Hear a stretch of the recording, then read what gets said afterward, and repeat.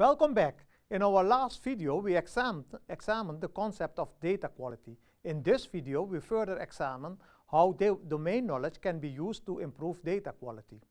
Now I will focus on how to improve data quality at the semantic level by exploiting domain knowledge at the institute that I work for, namely the Research and Documentation Center of the Dutch Ministry of Security and Justice. As said before, the semantic data quality level describes the degree to which stored data corresponds to represented external phenomena. To assess this degree, several dimensions in the literature are distinguished, such as completeness, non-redundancy, and unambiguity. Then, it is determined to what extent stored data adheres to these dimensions. However, a complicating factor is the fact that our real world evolves over time. This has its impact on stored data.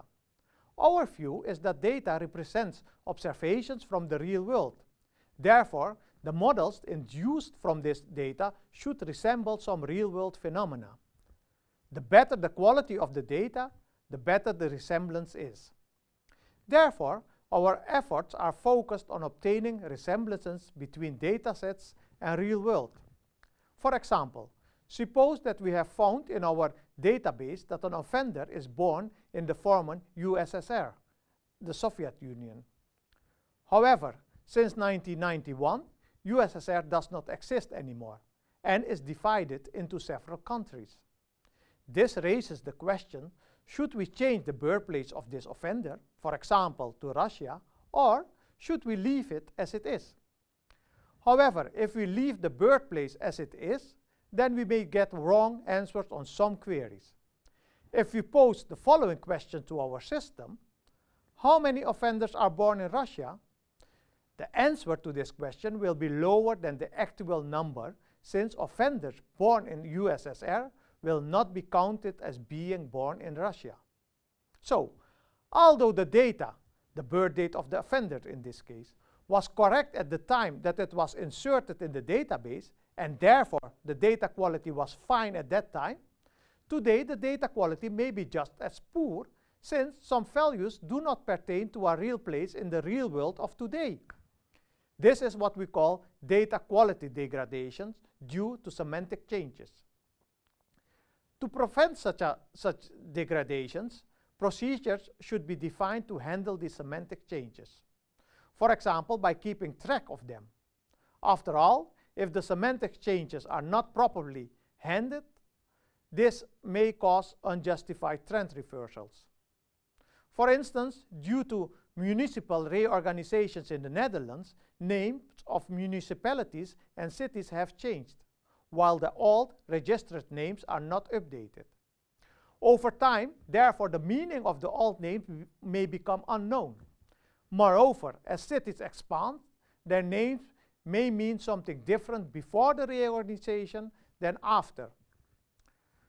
As an example, suppose that at a certain point in time t, The Hague is merged with Delft and Rotterdam and is called Randstad.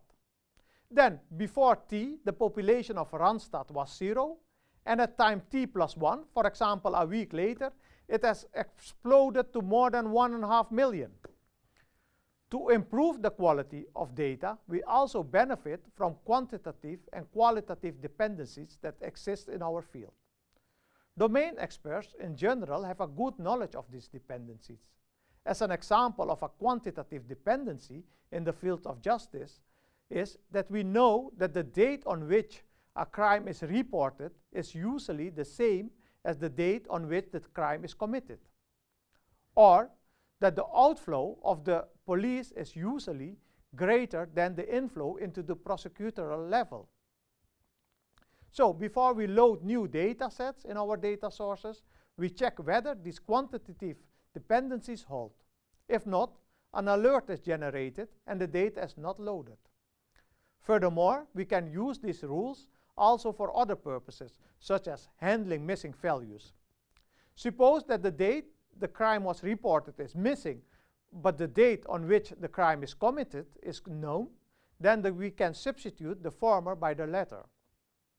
An example of a quality dependency is that if we know that our society does not change dramatically within a time frame, then the observations recorded in our database should not change dramatically either.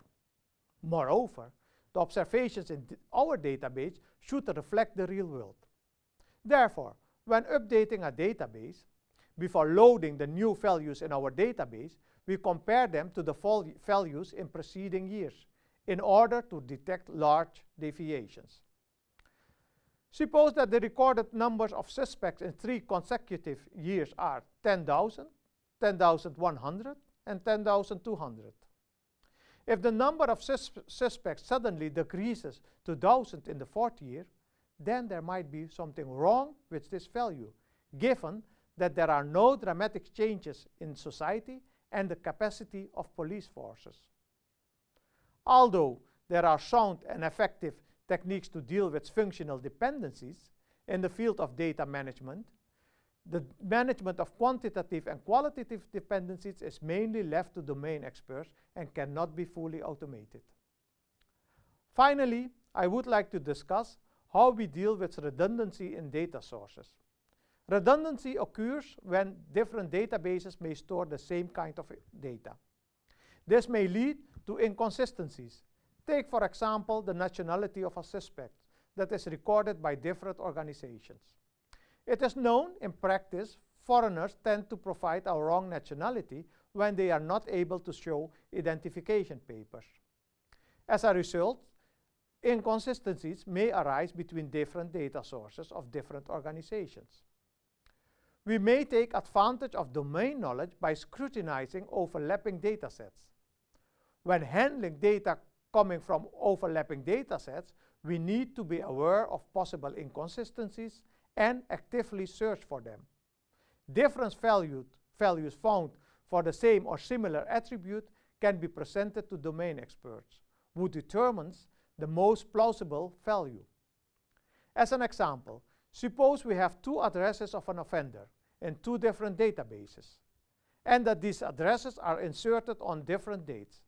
Then it is more plausible that the last address inserted is the correct and current address.